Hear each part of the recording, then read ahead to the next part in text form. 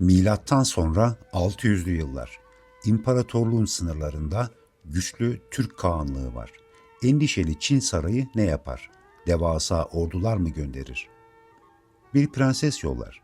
Çin, savaş meydanlarında yenemeyeceği düşmanlarını yatıştırmak için evlilik diplomasisine başvururdu.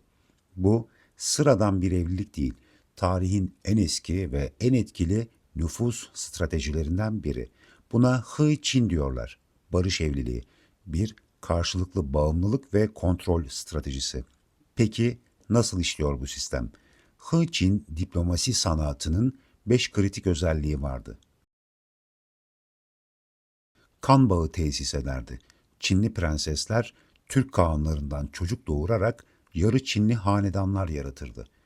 Doğu Göktürk Kağanı Şipi'nin Çinli eşinden olan oğlu Çulo Kağan anne tarafına karşı yumuşak politikalar izlemişti. Ekonomik bağımlılık doğururdu. Prensesle birlikte ipek, altın, porselen ve lüks eşyalar gönderirdi. Türk seçkinleri de bu lükslere alışırdı. Kayıtlara göre Tang Hanedanı Göktürklere top top ipek kumaş gönderiyordu. Kültürel nüfuz ve asimilasyon aracıydı. Çinli prenses yeni evinde kendi geleneklerini yayıyor ve asimile ediyordu. Casusluk ağı kurardı. Prenseslerin yanındaki hizmetkarlar ve danışmanlar Çin için istihbarat toplardı. 639 yılında Çinli Prenses Yi Cheng'in danışmanının Türklerin askeri planlarını Tang Sarayı'na sızdırdığı iddia edilir. Bölerek yönetebiliyordu.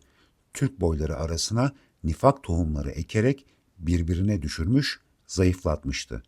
21. yüzyılın prensesi ekonomik cazibe. 1978 yılında Deng Xiaoping reform ve dışa açılma politikası ilan etti. Onu izleyen reformcu kadrolar ülkenin kalkınması için üretim üssü olması gerektiğini savundu. 21. yüzyılda prensesin çeyiz sandığında üretim faktörleri vardı. 4 temel üretim faktörünü ABD'ye sundu. Emek, doğal kaynak, sermaye ve girişimcilik destekleri. Batılı şirketlere uygun yatırım ortamı sağlandı ve teşviklerle desteklendiler. ABD Başkanı Donald Trump bugün isyan etse de yarı sömürgeci bir üretim zinciri ve karşılıklı bağımlılık içinde asimetrik bir ilişki kuruldu. Bu süreçte özel ekonomik bölgeler kurarak yabancı yatırımcıları davet etti. Batı iş dünyası bu davete büyük ilgi gösterdi. ABD, Japonya, Tayvan ve Hong Kong'dan gelen yatırımlar sayesinde Çin'de düşük iş gücü maliyetiyle büyük üretim üsleri kuruldu.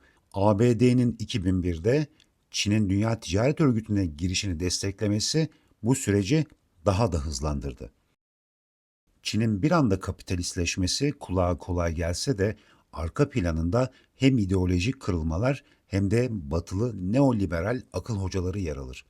1978 sonrası reform sürecinde batılı ekonomistlerden ve neoliberal düşünce kuruluşlarından ciddi danışmanlık alındı. Özellikle Milton Friedman ve Chicago Okulu görüşleri Çinli reformcuların radarındaydı. Piyasa mantığını onlardan öğrendiler. Dünya Bankası Çin'e danışmanlık raporları sundu. Goldman Sachs gibi şirketler finans, özelleştirme, dış ticaret açılımı ve serbest bölgeler gibi adımlarda etkili oldu. Deng Xiaoping'in şu sözü kritiktir. Kedi fareyi yakaladığı sürece siyah mı beyaz mı olduğunun önemi yok. Bu ne demek? İdeolojik mezhep genişliği. Çin, komünist ideolojiyi tamamen bırakmadı ama ekonomik araçlarda pragmatik oldu. Amaç rejimi ayakta tutarak zenginleşmekti. Çin'in 1400 yıllık cazibe stratejisini dünü ve bugünüyle karşılaştıralım. Türkler için çekim gücü, güzellik, zarafet, lüks ve itibardı. İlişkideki amaç ittifak, barış kurma ve siyasi dengeydi. İlişkinin sonucu Türk boylarının zayıflaması ve kültürel çözülme oldu. İlişki türü ise kadın üzerinden siyasal bağımlılıktı. Uzun vadeli sonucu Çin'in etkisini artırması, Türklerin içten çözülmesi oldu. ABD ve Batı dünyası için çekim gücü, başta ucuz iş gücü olmak üzere üretim faktörleri, büyük iç pazar, küresel üretim üssü olmasıydı. İlişkideki amaç yarı sömürgeci bir tedarik zinciri optimizasyonu ve kar maksimizasyonuydu. İlişkinin sonucunda ABD sanayisizleşti ve üretim gücünü Çin'e kaptırdı. İlişkinin türü üretim faktörleri üzerinden ekonomik bağımlılıktı. Uzun vadeli sonucu ise Çin'in yükselişi ve güçlü bir rakibin doğuşu oldu. Bugünün ekonomik açılımında akıl hocaları batılı olsa da geçmiş ve günümüz arasındaki benzerlik ortada. Biraz daha derine inelim. İlki yumuşak güçle taktiksel teslimiyet. Tarihte prenseslerin evlilik yoluyla Türk boylarını pasifleştirmesi, Çin'in savaşmadan güç kazanmasını ve saldırıdan korunmasını sağlamıştı. Bugünse Batı, Çin'in ucuz üretim gücü ve dev pazar cazibesiyle kendini gönüllü ekonomik teslimiyete soktu. İkincisi, Çin'in karşı tarafı çözme stratejisi. Geçmişte Çin, sınırdaki Türk toplumlarını yavaş yavaş kültürel asimilasyonla etkisizleştirdi. Bugün kültürel egemenlik kurmaktan hayli uzak ama Batı'nın üretim yeteneğini soğurdu, hem teknoloji transferi sağladı hem de bağımlılık kurdu. Üçüncüsü, Çin'e güvenin sonuçları. Tarihte barış amacıyla yapılan evlilikler kısa vadeli huzur getirse de uzun vadede bağımlılık ve çöküşü doğurdu. Bugün Çin'le ekonomik işbirliği ABD'de sanayi çöküşü, işsizlik, sosyal eşitsizlik ve stratejik kayıpları beraberinde getirdi. Çin casusu teması da ABD ulusal güvenlik kayıtlarının merkezinde yer alıyor. Sanayi, teknoloji ve veri casusluğu dosyaları kabarık. Yazılım, telefon, üniversite öğrencisi, akademisyen gibi çok katmanlı bir istihbarat tehdidi olarak yaklaşılmaktadır. ABD eski Türk devletleri gibi çekici ama karşı tarafın iç yapısını çözmek isteyen bu yapıyla bağımlılık tesis etti. Bugün Çin hem Batı'nın fabrikası hem de pazarı. Karşılıklı bağımlılık tezinden bakışla başlangıçta kazan kazan gibi görünen bu model zamanla bağımlılığın tek taraflıya evrilmesini açıklıyor. Neo-Gramsciyen bakışla küresel kapitalist düzenin hegemonik aktörleri ideolojik rıza üretip Çin gibi ülkeleri sistemin parçası haline getiriyor. Evet, ama sonunda kontrol kaybına uğruyor. Donald Trump yaklaşık yarım asır sonra ekonomik cazibeye direnmeye çalışıyor. Ama belki de artık çok geç. Çünkü Çin bu ilişki sayesinde hem teknoloji kazandı, hem küresel sermaye çekti, hem de ABD'nin karşısına güçlü bir alternatif sistemle çıkma kapasitesi geliştirdi.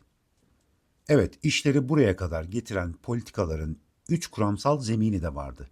Bunlardan biri karşılıklı ekonomik bağımlılık teziydi. Temel varsayımı şu: eğer ülkeler ekonomik olarak birbirine bağımlı hale gelirse savaşma olasılıkları azalır ve işbirliği artar. ABD, Çin'i 1970'lerden itibaren küresel kapitalist sisteme entegre etti.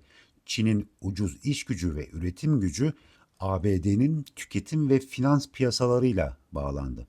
Bu bağlar derinleştikçe jeopolitik çatışmaların önüne geçileceği ileri sürülüyordu.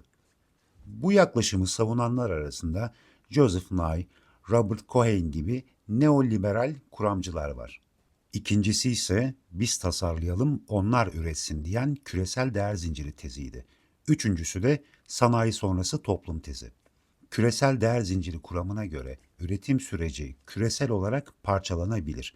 Düşük katma değerli üretim gelişmekte olan ülkelere, yüksek katma değerli tasarım, markalaşma, finans ve Ar-Ge ise gelişmiş ülkelere bırakılır. Bu kuramı savunan birçok iktisatçı IMF ve Dünya Bankası çizgisindedir. Sanayi sonrası toplum tezine göre de gelişmiş ülkeler üretimden hizmet ve bilgi ekonomisine geçmektedir. Üretim az gelişmiş bölgelere taşınır. ABD ise tasarım, yazılım, finans gibi alanlara yoğunlaşır. ABD Başkanı Bill Clinton, sanayi sonrası toplum ifadesini Şangay'da 1998'de bir panelde Çin'in büyümesini tanımlamak için kullandı. Bu kuramlara Çeşitli sloganlar eşlik etti. Engage and hedge, angaja ol, bağ kur ama korun. Çin'i sisteme dahil et ama risklere karşı önlem al. Constructive engagement, yapıcı angajman. Bu Clinton ve Bush döneminde yaygındı. Chimerica, Çin ve Amerika'nın ekonomik simbiyozu, yani biri üreten, diğeri tüketen iki bağımlı. Let them make, we think. Biz düşünelim, onlar yapsın. Üretim Çin'e, zeka ve para batıya kalsın. ABD rezerv para olarak dolar basma lüksüne sahip olduğu için enflasyon baskısı yaşamadan dünyadan mal alabiliyordu. Çin'deki işçiler ucuza üretirken Amerikalılar bu ürünleri tüketmeye devam etti. Doları bastı, Çin'e malı sipariş etti, mallar geldi. Bu enflasyon yaratmadı çünkü emek ucuzdu. Sonuç, iç üretim baskısı yaşamadan yüksek yaşam standardını sürdürebildi. Bu aynı zamanda dolar hegemonyasının emsalsiz bir faydasıdır ve tarihte başka hiçbir güce nasip olmamıştır. İkincisi, kar marjı patladı. Onlar yapsın, biz kazanalım devri. Apple gibi şirketler iPhone'u Çin'de az bir maliyetle üretip binlerce dolara sattı. Üretim ve montajı Çin yaptı, karın %80'i ABD merkezli şirketlerde kaldı.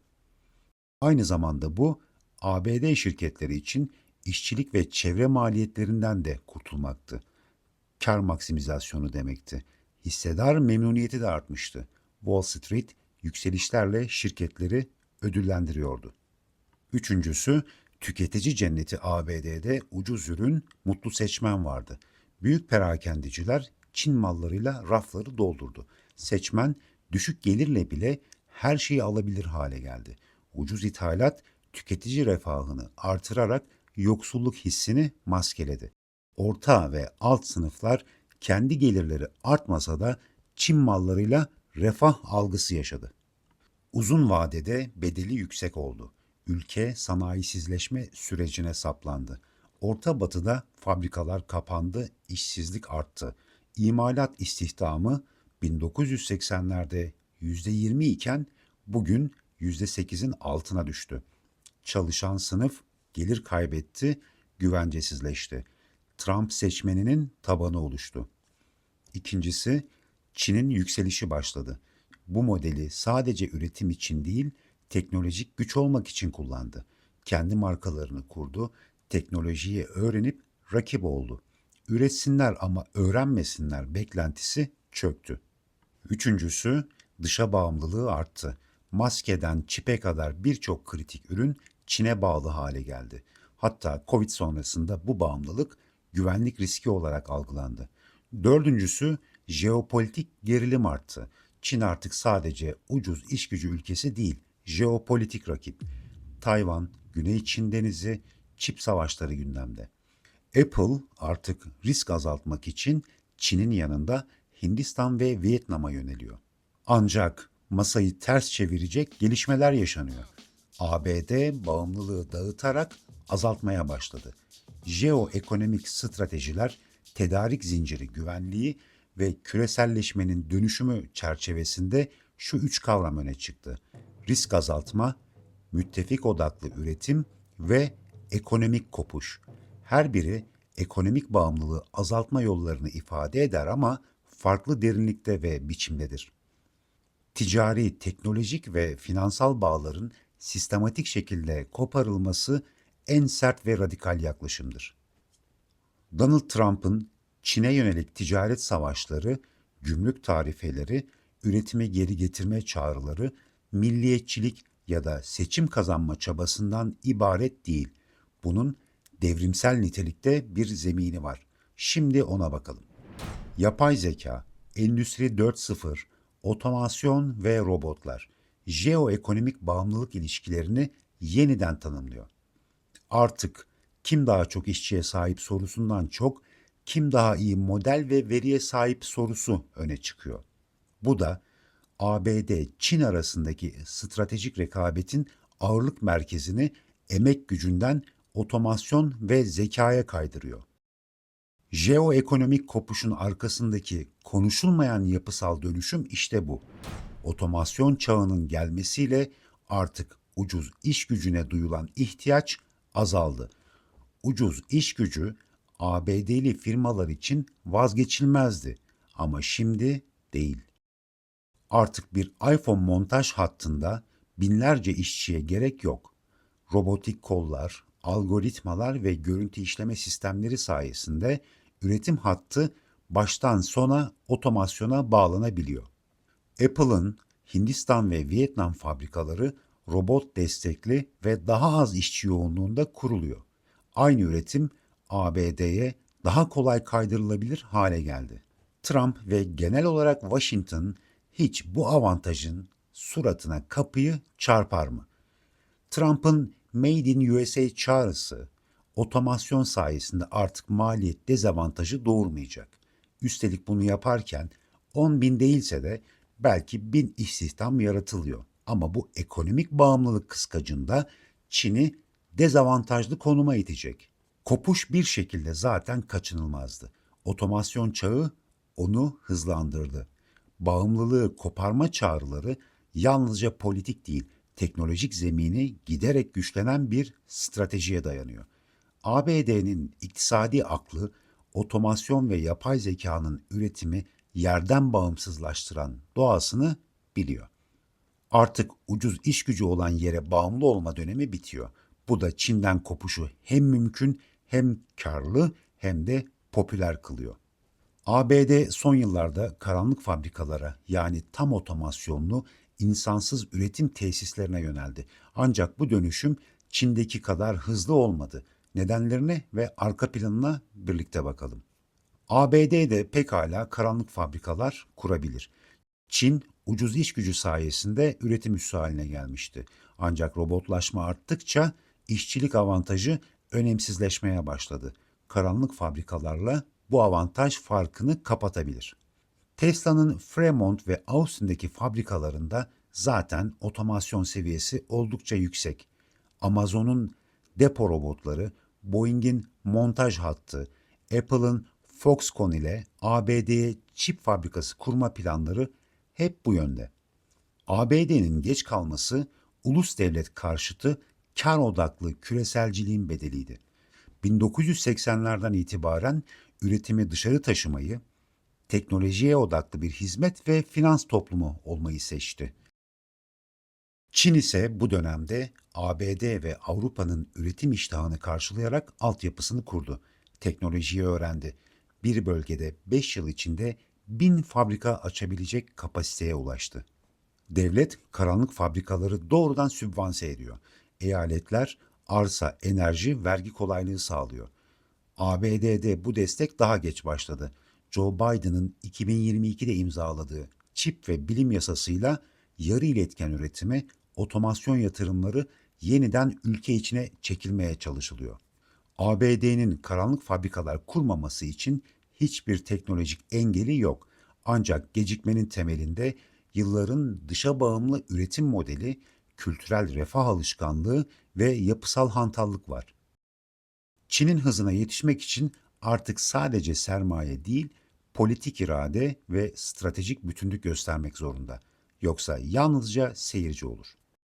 Çinli prensesle evlenmek dönemin Kağanları için hem bir siyasi avantaj hem de kişisel prestij kaynağıydı. Bazıları için bir hırs, bazıları için bir zorunluluktu. Bazen de bir tuzaktı. Çinli prenses karşılığında barış yaparken aslında neleri kaybettiklerini Bilge Kağan'dan öğrenebiliyoruz. Modern Çinli prenses hikayesi nasıl bitecek? Tarih tekerrürden ibaretse cevabı Orhun yazıtlarında.